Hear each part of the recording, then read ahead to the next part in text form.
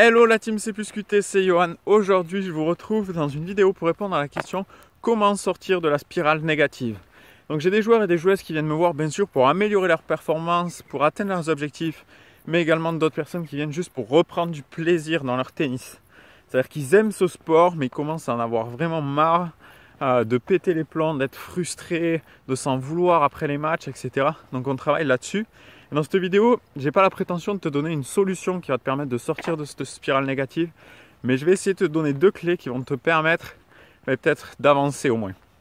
Donc en fait, ce qui se passe, souvent quand on en a marre du tennis et peut-être vous cherchez des solutions, vous prenez des cours, etc., c'est que souvent le mental en fait il s'emballe complètement. Vous dites mais pourquoi j'arrive pas, et vous posez tout un tas de questions, vous cherchez des solutions, vous les testez et tout, mais vous essayez de mettre des nouveaux objectifs, d'avancer dans votre projet, mais rien n'y fait en fait.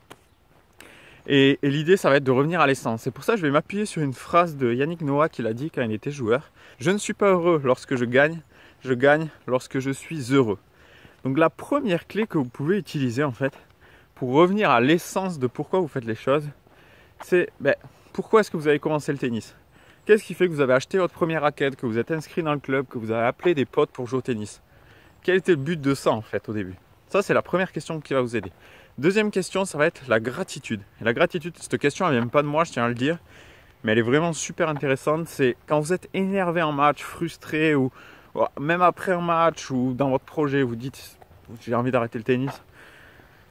La question c'est comment est-ce que je peux apprécier encore davantage le côté extraordinaire de ce que je vis maintenant? Je répète. Comment est-ce que je peux apprécier encore davantage le côté extraordinaire de ce que je vis maintenant?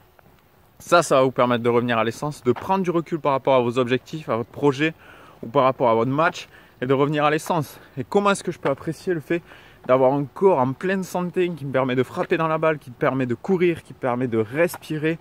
Combien ça vaut le fait de pouvoir voir, le fait de pouvoir entendre, le fait de pouvoir ressentir toutes ces choses, de pouvoir profiter de la nature, de pouvoir profiter des paysages, de pouvoir profiter du fait de jouer au tennis en fait. Tout simplement. Combien ça vaut? Là, si je vous enlève les jambes, ou si je vous enlève la vue, ou si je vous enlève si votre corps est beaucoup moins performant, de suite on va le ressentir.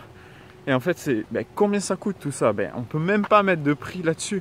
Donc c'est comment est-ce que je peux apprécier déjà le fait d'être en vie, le fait d'avoir un corps en pleine santé, le fait de pouvoir frapper dans la balle, de pouvoir m'inscrire à des tournois et de jouer.